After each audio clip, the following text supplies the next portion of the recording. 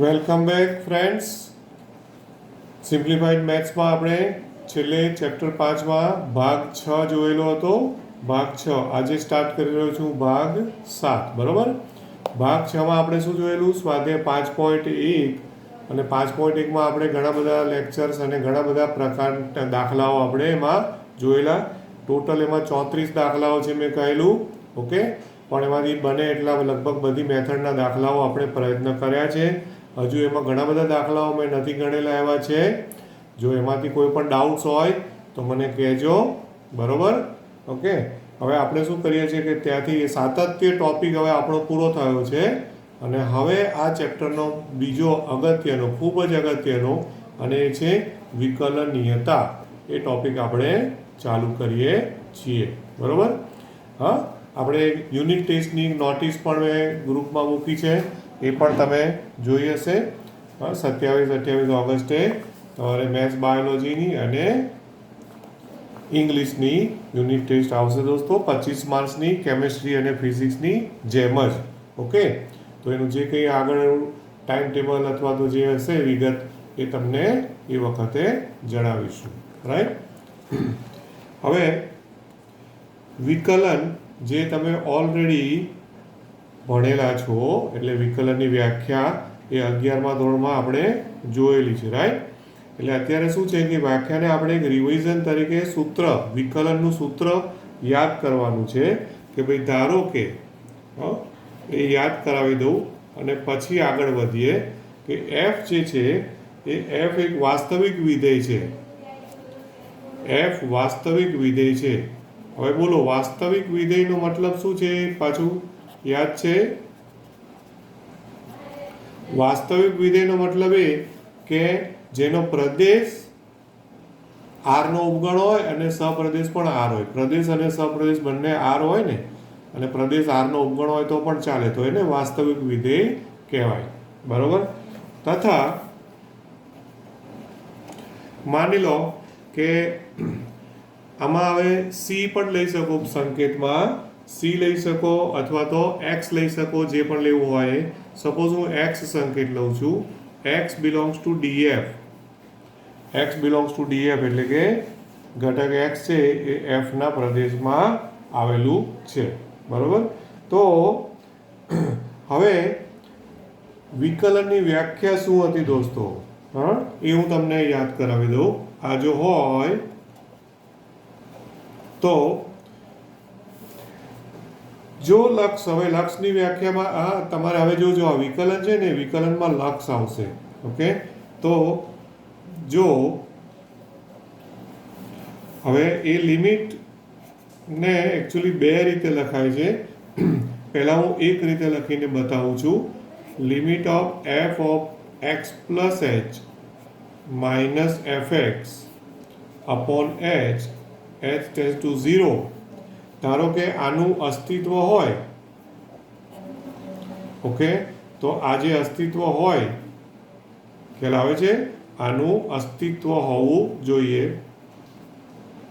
તો આ જે લક્ષ મળે ને, limit F of x plus H minus F x upon H H tends to 0, આ જે લક્ષનું અસ્તિત્વ મળે, એને તો આ લક્ષ દ્વારા વ્યાખ્યાયિત, ઓકે, આ લક્ષને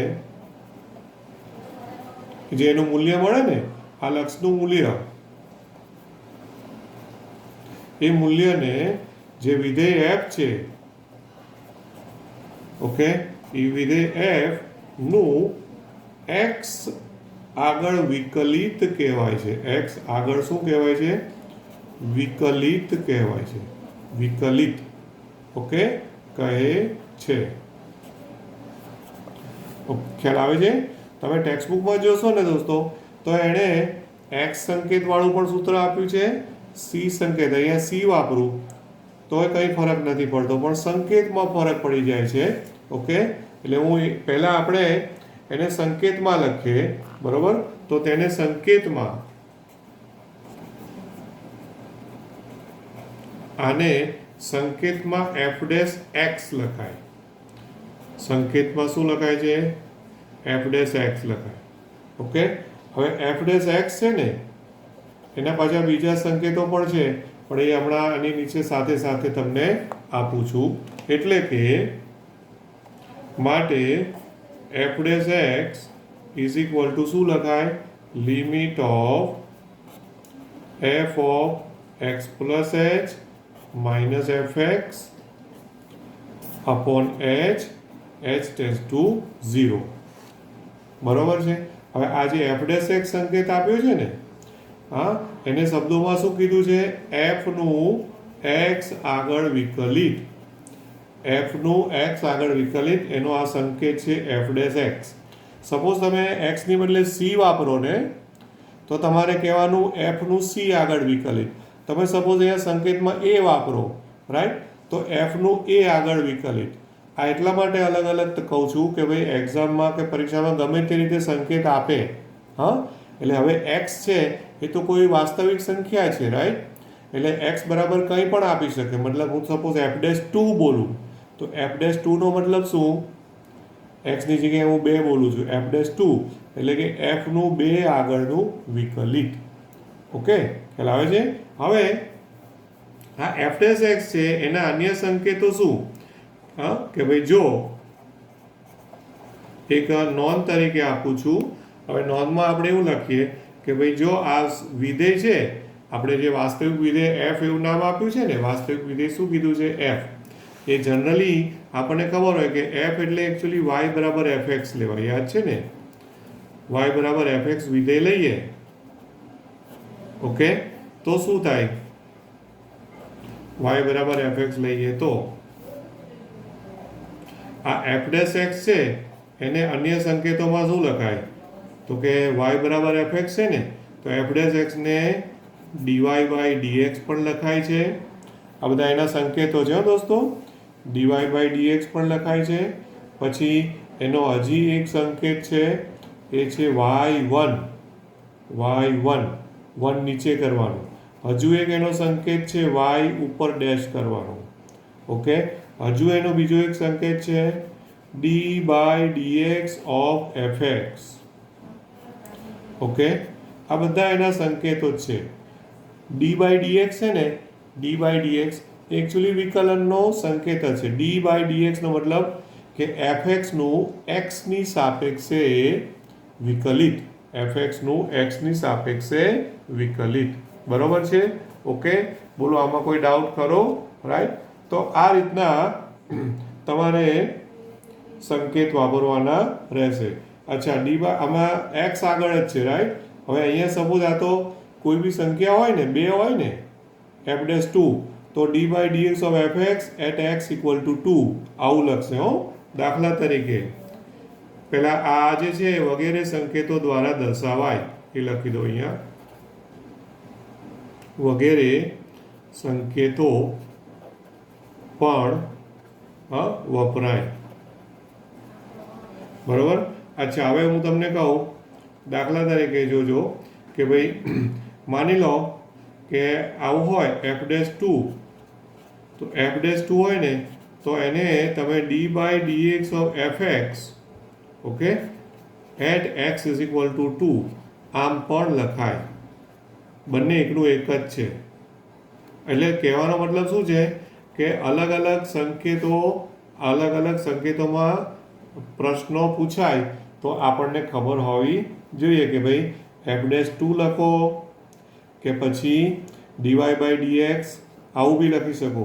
DY by dx at x equal to 2 પણ લખી શકો. આવું પણ લખી શકાય. ખ્યાલ આવે છે? આ પણ લખાય. એટલે કહેવાનો મતલબ શું છે? અલગ અલગ સંકેતો વાપરવાના છે, પણ સંકેતોના મતલબ એકના એક જ થાય. મિનિંગ એનો એકનો એક જ થાય. તો અહીંયા તમે જુઓ કે મેં બધે વ્યાખ્યામાં વિકલિત શબ્દ વાપર્યો છે. વિકલિત, બરોબર છે. અને આ વિકલિત શોધવાની જે પ્રક્રિયા છે ને, મતલબ કે આ લિમિટથી આ જે પ્રક્રિયા, એ પ્રક્રિયાને વિકલન કહેવાય છે. ઓકે, શું યાદ રાખશો તમે? કે વિકલિત શોધવાની પ્રક્રિયા જે છે. Okay, right. નોંધમાં એ યાદ રાખશો કે આ વિકલિત, ઓકે, વિકલિત શોધવાની ક્રિયા જે છે એને શું કહેવાય? ક્રિયાને વિકલન કહેવાય. શું કહેવાય છે? વિકલન. ખ્યાલ આવે છે ને? ઓકે, તો વિકલિત અને વિકલન બે શબ્દો અલગ છે દોસ્તો, ખાસ ધ્યાનમાં રાખજો. હા, વિકલિત માટે ઇંગ્લિશમાં જો મારે શબ્દ વાપરવો હોય, ઓકે, તો વિકલિત એના માટે ઇંગ્લિશમાં ડેરિવેટિવ શબ્દ છે. વિકલિત માટે ડેરિવેટિવ. અને વિકલન શબ્દ છે એને ઇંગ્લિશમાં ડિફરન્શિએશન કહેવાય છે. ડિફરન્શિએશન. ઓકે, એટલે ડિફરન્શિએશન એટલે વિકલન, ડેરિવેટિવ એટલે વિકલિત. ઓકે, ખ્યાલ આવે છે કે નહીં? હા, હવે દેખાયું? વિકલન, તો વિકલનને ઇંગ્લિશમાં શું કહીશું? ડિફરન્શિએશન. અને વિકલિત માટે ડેરિવેટિવ. એટલે આપણે વિકલનીયતા એવું ચેપ્ટરનું ટાઇટલ છે ને, ચેપ્ટરનું ટાઇટલ શું છે? વિકલનીયતા. તો વિકલનીયતા એટલે કે ડિફરન્શિએબિલિટી. બરાબર છે? Okay, right. અચ્છા, હવે બીજું પણ થોડુંક રિવિઝન આવશે આમાં દોસ્તો. હવે એ જે રિવિઝન છે એ આપણા વિકલનના કાર્ય નિયમો હતા, એ પણ યાદ કરી લો, જેનો તમે 11માં ઉપયોગ કરેલો છે. કાર્ય નિયમો. કાર્ય નિયમો એટલે શું ખબર છે? વિકલનના સરવાળો, બાદબાકી, ગુણાકાર અને ભાગાકાર કેવી રીતે થાય એ એના કાર્ય નિયમો કહેવાય. ઓકે, તો હવે બહુ ઇઝી છે. એમાં પહેલું, ઓકે, બહુ લાંબુ એનું બધું વિધાન નથી લખતો હું, પણ મેઇન વસ્તુ જ લખું છું કે ભાઈ d/dx of suppose fx plus gx હોય ને, બરોબર, તો is equal two d/dx of fx plus d/dx of gx.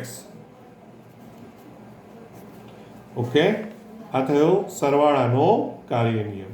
અચ્છા, હવે એની બદલે સપોઝ પ્લસની બદલે માઇનસ હોય ને, તો અહીંયા માઇનસ કરી દેવાનું. સરવાળો હોય તો સરવાળો, બાદબાકી હોય તો બાદબાકી.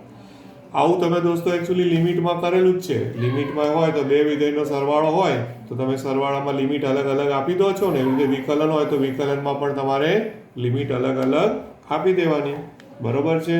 ઓકે, ત્યાર પછી હવે આ બે ઇમ્પોર્ટન્ટ છે. સરવાળો બાદબાકી મેં જોડે જ લખી કાઢ્યા. ઓકે, ત્યાર પછી છે ગુણાકારનો કાર્ય નિયમ. d/dx of fx into gx. ગુણાકારનો કાર્ય નિયમ. તો ગુણાકારનો કાર્ય નિયમને આ બધું તમારે છે ને ફિઝિક્સમાં ખાસું એવું ઉપયોગમાં આવતું હશે દોસ્તો. નહીં આવ્યું હોય તો 12માં તો આવશે જ. ઓકે, હવે એ ગુણાકારનો કાર્ય નિયમ શું છે? પહેલું વિધેય એમને રાખો તો બીજાનું વિકલન. વિકલન માટે ડેશ સંકેત વાપરવાનું. fx એમનું એમ ઇન્ટુ g' પ્લસ gx એટલે બીજું એમનું એમ અને પહેલાનું વિકલન કરવાનું. યાદ છે ને? ઓકે, બરોબર.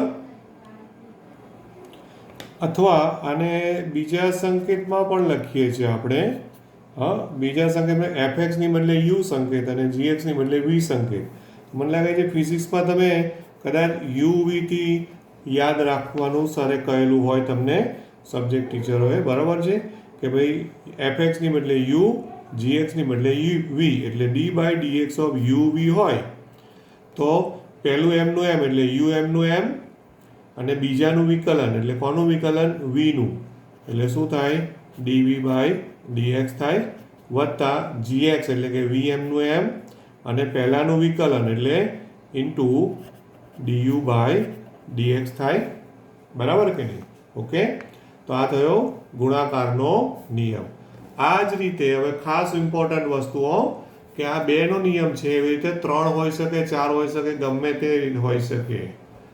આ જ રીતે ધ્યાન આપજો કે આ જ રીતે જો તમે d/dx ઓફ 2 ની બદલે હું 3 લઉં ને, ધારો કે u, v અને w, ત્રણ વિધેયનો ગુણાકાર હોય તો નિયમ એનો એ જ રહે છે કે એક સમયે એકનું વિકલન કરવાનું અને બીજાને તમારે કોન્સ્ટન્ટ રાખવાનું, મતલબ અચળ રાખવાનું.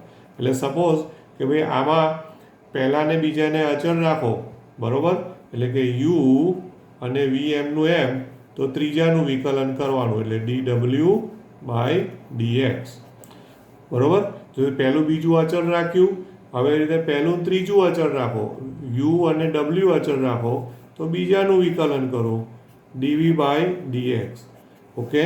પછી એવી જ રીતે હવે બીજું ને ત્રીજું અચળ રાખો, એટલે જે પણ રકમમાં વિધેય હોય, બરાબર, વી અને ડબલ્યુ, અને પહેલાનું વિકલન કરો એટલે du/dx, બરાબર છે. ઓકે. તો આ રીતે 3નો ગુણાકાર કર્યો, 4નો પણ થઈ શકે.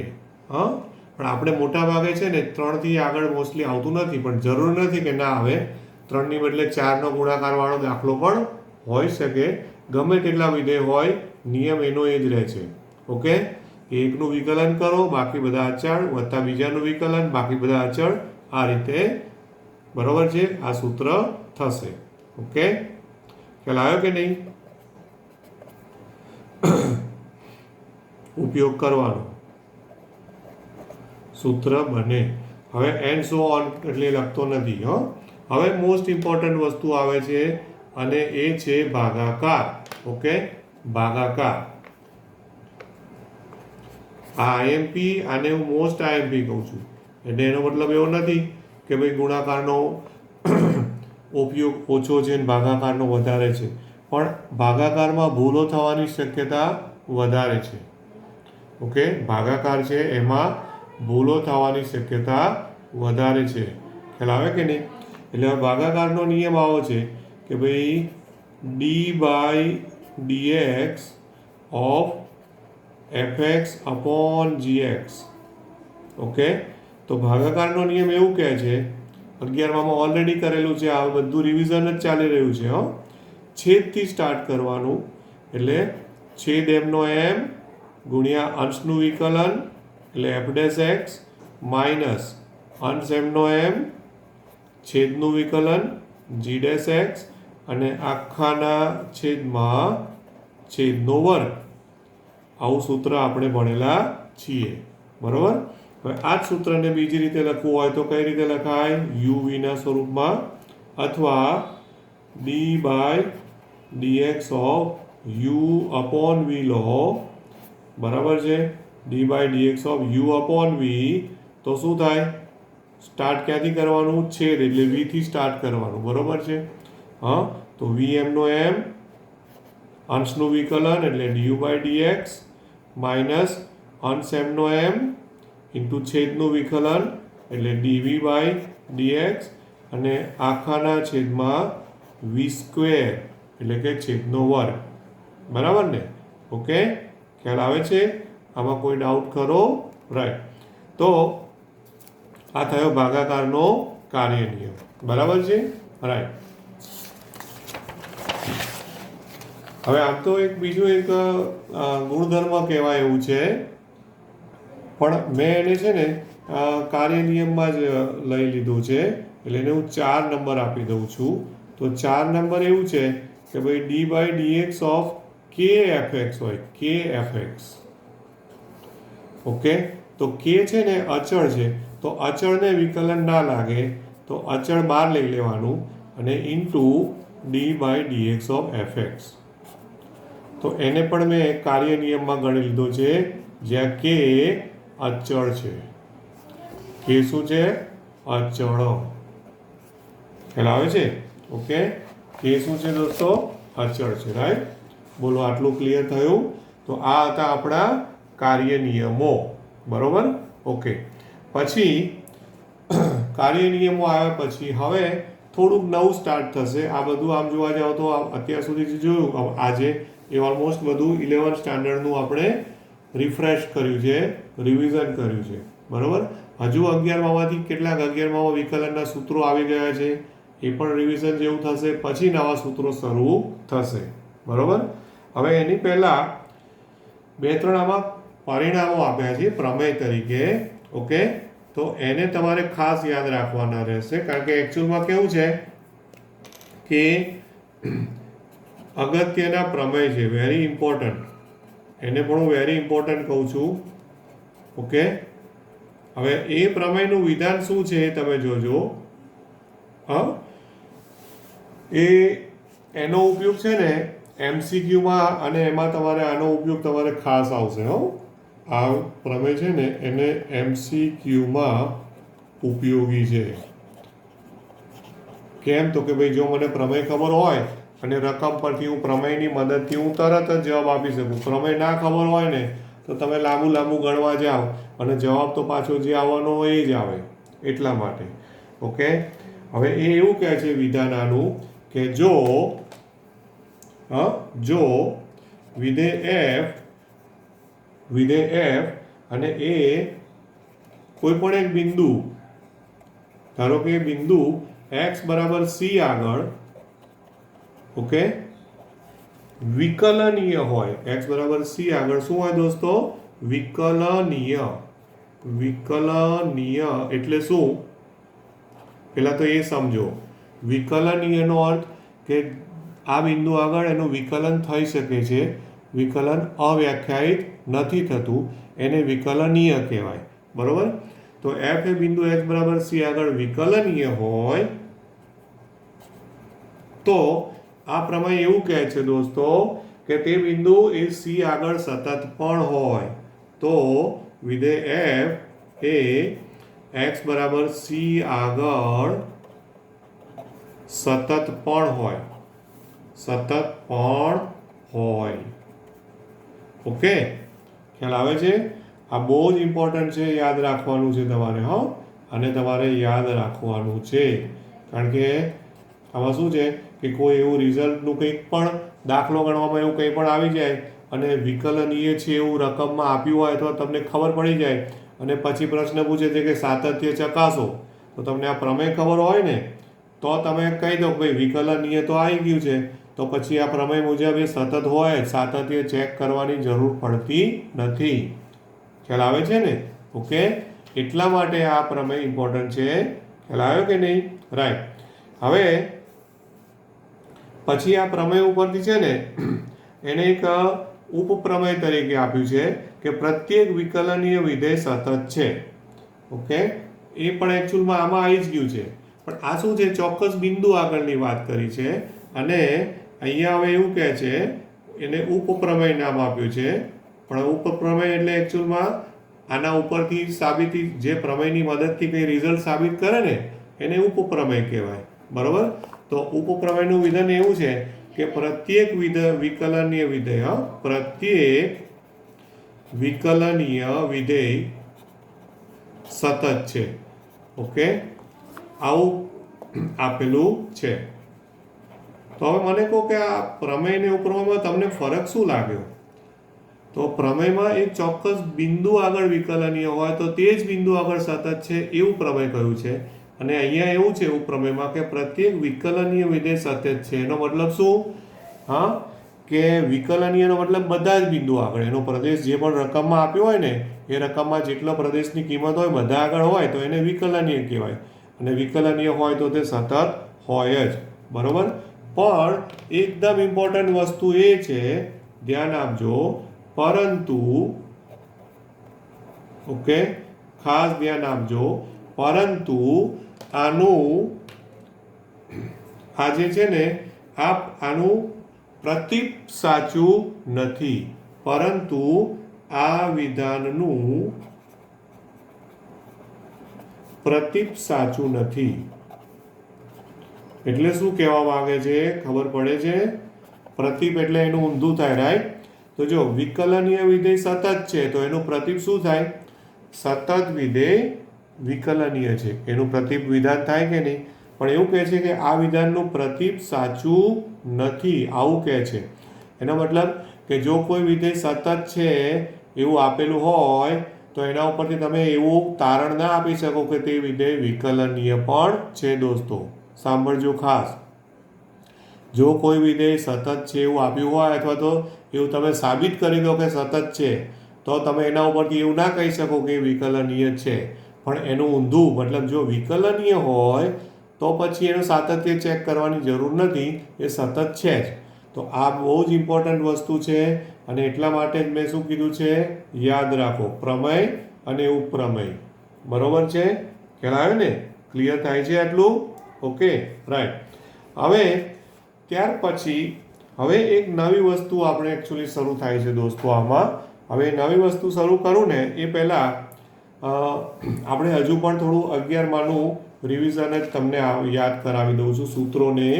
ઓકે, એકચ્યુઅલી હવે જે આપણે સ્ટાર્ટ કરવાનું છે ને એ આ ચેપ્ટરનું હાર્ટ કહેવાય એવું છે, એ છે સાંકળ નિયમ. સાંકળ નિયમ, બરોબર છે, ચેઇન રૂલ. 11th સ્ટાન્ડર્ડમાં ઘણા સ્ટુડન્ટ્સ કહેતા હતા કે સર ચેઇન રૂલ કેમ યુઝ ના થાય, કારણ કે 11thમાં નહોતું આપ્યું, આપણને 12thમાં આપ્યું છે, એટલે 12thમાં તમે યુઝ કરી શકો છો. બરાબર, પણ સાંકળ નિયમ લેતા પહેલાં હું તમને જેટલા સૂત્રો તમે અગાઉ ભણ્યા છો ને એ બધા સૂત્રો તમને યાદ કરાવી દઉં. ઓકે, હવે કયા કયા સૂત્રો હતા વિકલનના એ હું તમને યાદ કરાવી દઉં. તો કેટલાક પ્રચલિત વિકલિતો, બરોબર, સૂત્રો. હવે સૂત્રો એટલે એકચ્યુઅલમાં વિધેયના વિકલિતો છે, બરોબર છે. કેટલાક સૂત્રોનો મતલબ શું સમજવાનું કે કેટલાક વિધેયના વિકલિતો છે. ઓકે, તો જેટલા 11th સ્ટાન્ડર્ડમાં આપણે આવ્યું છે ને એટલું હું તમને અત્યારે આપું છું. ઓકે, હવે એમાં સૌથી પહેલું જે એકદમ બેઝિક છે કે d/dx of k is equal two 0, જ્યાં k અચળ. આ પહેલું છે. આનો મતલબ શું થયો શબ્દોમાં બોલો તો? હા, આનો મતલબ શું થયો? અચળ વિધેયનું વિકલન શૂન્ય થાય. એટલે કે શબ્દોમાં લખવું હોય તો શું કહેવાય? k અચળ છે ને, એટલે અચળ વિધેય હોય તો અચળ વિધેયનું વિકલિત શું થાય? શૂન્ય છે. ખ્યાલ આવે ને? આ એનું શબ્દોમાં મેં લખ્યું, રાઈટ. અચ્છા, હવે કોઈને કન્ફ્યુઝન થાય કે સર અહીંયા k નું 0 થયું અને તમે અહીંયા 4 નંબરમાં એવું લખ્યું કે k fx હોય d/dx ઓફ. સાંભળજો, આ કમ્પેરિઝન કરવા જેવી વસ્તુ છે. છોકરાઓ આમાં બહુ લોચા મારતા હોય છે એક્ઝામમાં કે આમાં k અચળ છે તો k fx હોય તો તમે એવું કર્યું સર કે તમે તો k બહાર લઈ લીધા, તો આમાં તો તમે એવું કહો છો કે k નું 0 થાય, તો પછી અહીંયા કેમ 0 ના થયું? વિચાર આવે છે? એકચ્યુઅલમાં એવું થયું છે, સાંભળજો, કે આ અચળ વિધેય છે. અચળ એટલે k એકલો જ છે. અહીંયા k અચળ નથી, પણ k અચળ ખરો પણ એ સહગુણક છે. fx તો શું છે દોસ્તો? એ સહગુણક છે, રાઈટ. એટલે સહગુણક હોય તો સહગુણક તરીકે એને બહાર લઈ લેવાનું, અને અચળ હોય એકલું અચળ, આ સહગુણક નથી, આ એકલું અચળ જ છે, એટલે શૂન્ય થયું. અને હકીકતમાં આનો આન્સર જે આવ્યો છે ને એ કોની મદદથી આવ્યો છે ખબર છે? એ અહીંયાથી આવેલો છે. જો આ છે ને, આ ગુણાકારનો નિયમ આ રહ્યો, આના ઉપરથી આવેલો છે. એમાં તમે આ gx છે ને એને k ગણી લો, એટલે આ k fx થયું કે નહીં? હા, અને પછી આ ગુણાકારનો નિયમ વાપરશો. ખ્યાલ આવે છે? ગુણાકારનો નિયમ. તો એમાં જ્યાં પણ g આવે તો g' x એટલે અચળ, અચળનું વિકલન 0 થાય. એવું અહીંયા મેં હમણાં જ તમને લખાયું. તો આનો ઉપયોગ પાછો કરવાનો અને પેલું ગુણાકારના નિયમનો ઉપયોગ કરવાનો, એટલે તમને સ્ટ્રાઇક થશે કે ભાઈ હા, આ કેવી રીતે આવ્યું છે. એટલે આ ગડબડ ના કરતા દોસ્તો, ખાસ ધ્યાનમાં રાખજો. ઓકે, બરોબર. એટલે આ પહેલું આવ્યું. ત્યાર પછી બીજા કયા કયા તમે ભણેલા છો જે ફિઝિક્સમાં પણ તમે બહુ જ યુઝ કર્યા હશે? એ છે એક તો આ હશે, રાઈટ, x⁻n. તો n ઇન્ટુ x⁻n-1 હતું કે નહીં? બરોબર. ઓકે, હવે આ સૂત્ર ફિઝિક્સમાં પણ તમે ઢગલાબંધ યુઝ કરતા હશો અને હજુ પણ આવતું રહેશે, રાઈટ. અને આના ઉપરથી જ એક બે પરિણામ છે, સૂત્રો નથી પણ તમારે યાદ રાખી લેવાના. તો જ્યારે મોટા મોટા દાખલાઓમાં ઉપયોગમાં આવે ને તો આપણને ઇઝી પડે, એટલા માટે કે ભાઈ ધારો કે d/dx ઓફ x હોય ને તો એનું 1 થઈ જાય. સાંભળજો ઓકે. એક્સ હોય તો શું થઈ જાય 1 થઈ જાય. પછી d by dx of root x હોય ને તો એનું 1/2 રૂટ એક્સ થઈ જાય. ઓકે, તો આ જે લખ્યું છે ને એ એકચ્યુઅલમાં આના મદદથી આવેલું છે, આના ઉપરથી. ઓકે, ખ્યાલ આવે છે? હવે ધ્યાન આપજો કે એક્સ રેઝ ટુ n બરાબર 1 લો એટલે અહીંયા મૂકશો ને એટલે 1 - 1 0 થઈ જશે. હા, ઓકે, એટલે આન્સર 1 આવી જશે. રૂટ એક્સ એટલે કેટલી ઘાત? 1/2 ઘાત. 1/2 ઘાત અહીંયા મૂકશો ને અને એનું તમે સાદુરૂપ આપશો ને એટલે 1/2 રૂટ એક્સ જવાબ આવશે. તો શું છે કે દર વખતે દાખલાઓમાં જ્યારે આવું આપણું પદ આવે તો તમે આ ડાયરેક્ટ ઉપયોગ કરો ને તો તમારો 1-2 સ્ટેપ બચી જાય, નહીં તો આના પ્રમાણે સ્ટેપ લખીને તમારો ખોટો ટાઈમ વેસ્ટ થશે એટલા માટે. બરોબર છે? ઓકે, બરાબર. હા છે. હવે આ એક થયું. ત્યાર પછી તમે બીજા કયા કયા શીખેલા હશો? હા, 11મા ધોરણમાં તો મને લાગે છે બધા જ ત્રિકોણમિતિવાળા સૂત્રો હતા, યાદ છે ને? ડી બાય, જે ફિઝિક્સમાં પણ તમે યુઝ કરતા હશો, d by dx of sine x તો cos x થાય. બરાબર, d by dx of sine x શું થાય? cos x. ત્યાર પછી બીજું d by dx of cos x કરો તો શું આવે? માઇનસ સાઇન એક્સ આવે. બરાબર. ત્યાર પછી બીજા કયા સૂત્રો તમે જોયા હશે? D by dx of tan x તો એનું શું થશે? sec square x. બરાબર. ત્યાર પછી બીજું શું જોયેલું હશે તમે? D by dx of cot x. બરાબર. તો cot એક્સનું શું આવ્યું હશે? Minus cosec square x. બરાબર. ત્યાર પછી બીજા કયા બાકી રહ્યા? D by dx of sec અને cos x રહ્યા. D by dx of sec x. તો sec x નો આન્સર શું આવે છે? sec x into tan x. અને ત્યાર પછી 8મું d by dx of cosec x તો એનો આન્સર આવે છે minus cosec x into cot x. Okay, અહીંયા માઇનસ છે. અહીંયા માઇનસ છે, આ પણ માઇનસ છે. બરોબર છે, આ અહીંયા પણ માઇનસ છે. ઓકે, તો આટલા સૂત્રો છે અને અહીંયા સુધી હું રાખું છું, કારણ કે સાંકળ નિયમ એવો ટોપિક છે ને કે સાંકળ નિયમને હું જો સ્ટાર્ટ કરીશ ને તો એ થોડા ટાઈમમાં પતે એવો નથી દોસ્તો. Okay, right. એટલે અહીંયા સુધી રાખીએ. સાંકળ નિયમથી નેક્સ્ટ ટાઈમ આપણે જોઈશું. આટલું બરાબર રિવાઇઝ કરી જજો દોસ્તો. આમાં આટલું આવડશે તો સાંકળ નિયમમાં તમને બહુ જ મજા આવશે અને ઇઝી પડશે. Okay, thank you very much. Good day.